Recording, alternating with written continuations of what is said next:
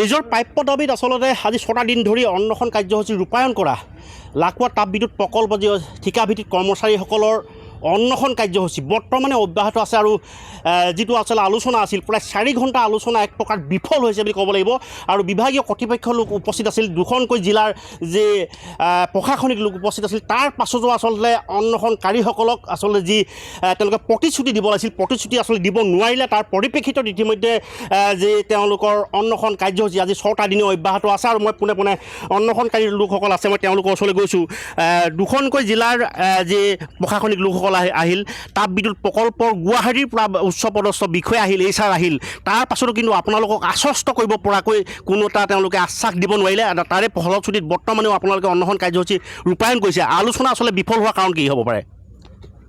প্ৰথমতে আপোনালোকক চেনেলটিক আমাৰ শ্ৰমিক বন্ধুসকলৰ তৰফৰ পৰা ধন্যবাদ জনাইছোঁ অহৰহ আপোনালোকে আমাৰ লগত লাগি আছে ইমানখিনি সহায় কৰাৰ বাবে ধন্যবাদ আৰু বৰ্তমান মানে কি তেওঁলোকে প্ৰতিনিধি পঠিয়াইছে তাৰ পৰা কিন্তু এজন প্ৰতিনিধি পঠিয়ালে মানে আমাৰ কামটো মানে হৈ নুঠে এতিয়া তেওঁ আহিছে হয় এতিয়া হোৱাৰ পিছত মানে অহাৰ পিছত মানে কি কথাটো কি হৈছে তেওঁ নিজে অকলে ডিচিশ্যনটো ল'ব পৰা নাই ফলত কি হৈছে আমাৰ আলোচনাটো গোটেইটো আপোনাৰ বেয়া ফালে ঢাল খাইছে মই সেইটো কৈছোঁ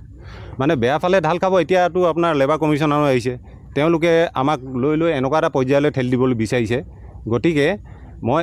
এতিয়াও মানে আলোচনা শেষ হোৱা নাই বুলিয়ে কৈছোঁ তেওঁলোকে যিহেতু আপোনাৰ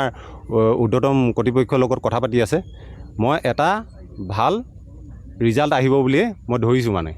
সিমানে গোটেই বিষয়টো মুখ্যমন্ত্ৰীক কিবা আহ্বান জনাব নেকি আপোনালোকে মুখ্যমন্ত্ৰীক আহ্বান জনাবলৈ মোৰ এটাই আছে তেওঁ এই অসমৰ মানে হৰ্তাকৰ্তা বুলিয়ে কৈছোঁ কথাটো মানে কি 14 চনত যেতিয়া আপোনাৰ বিজেপি চৰকাৰ আপোনাৰ শাসনলৈ আহিছিলে 14-15তে আহিছে তেনেকুৱাত কি আমাৰ ল'ৰাই কি তেওঁক ভোট দি জয়যুক্ত নাই কৰা নিবা তেনেকুৱা এটা কথা আছেতো আৰু সেইটো চাই পেলাই আমাৰ ল'ৰাখিনি তেওঁ এটা চিন্তা কৰিব লাগে এই প্ৰব্লেমটো ছল্ভ কৰিব লাগে তেওঁ আৰু যদি আমাৰ কথা নেভাবি পেলাই আৰু যদি বেলেগ মানে আমাৰ কথাটো হৈছে কি আপোনাৰ গোটেইখিনি আপোনাৰ বিজেপি ল'ৰা বহুতেই আছে আপোনাৰ মই কৈছোঁ কিন্তু আমাৰ এই অন্ধভক্তৰ টেকটো আমাৰ পৰা আঁতৰাই দিয়ক তেওঁ এইবিলাক এই মানে ডিচিশ্যনটো দি পেলাই হয় আছিল এয়া আছিল তেওঁলোকৰ মন্তব্য মই সামগ্ৰিক দৃশ্য দেখুৱাবলৈ ভিডিঅ' জৰিয়তে অনুৰোধ জনাইছোঁ এনেদৰে আচলতে পুনৰ তেওঁলোকে অন্বেষণ কাৰ্যসূচীৰ অৱস্থান কৰিছে আৰু কথাটো হৈছে কি জিলাখনৰ 3টাকৈ বিভাগীয় কৰ্মকৰ্তাসকল আহিছিল প্ৰশাসনিক লোক আহিছিল যি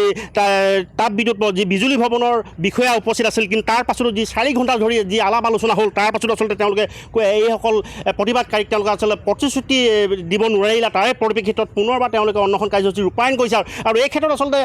ৰাজ্যৰ মুখ্যমন্ত্ৰী ডক্টৰ হিমন্ত বিশ্ব শৰ্মাই নিশ্চয় সমগ্ৰ বিষয়টো সন্দৰ্ভত নিশ্চয় হস্তক্ষেপ কৰাৰ প্ৰয়োজন আছে আৰু আমিও আহ্বান জনাইছোঁ আচলতে মুখ্যমন্ত্ৰীগৰাকীয়ে আচলতে আলাপ আলোচনাৰ জৰিয়তে গোটেই বিষয়টো আচলতে যাতে অন্বেষণ কাৰ্যসূচী ভংগ কৰা এটা পৰিৱেশ সূচনা হয় তাৰ বাবে আমি আহ্বান জনাইছোঁ আৰু প্ৰতিবাদকাৰীসকলে ইতিমধ্যে মুখ্যমন্ত্ৰীগৰাকীলৈ আহ্বান জনাইছে যে তেওঁলোকৰ সমস্যাসমূহ সমাধান কৰে আলাপ আলোচনাৰ জৰিয়তে যাতে তেওঁলোকৰ যি সমস্যা বা যি দাবীসমূহ পূৰণ কৰে তাৰ বাবে তেওঁলোকে আশাৰে বাট চাই আছে হয়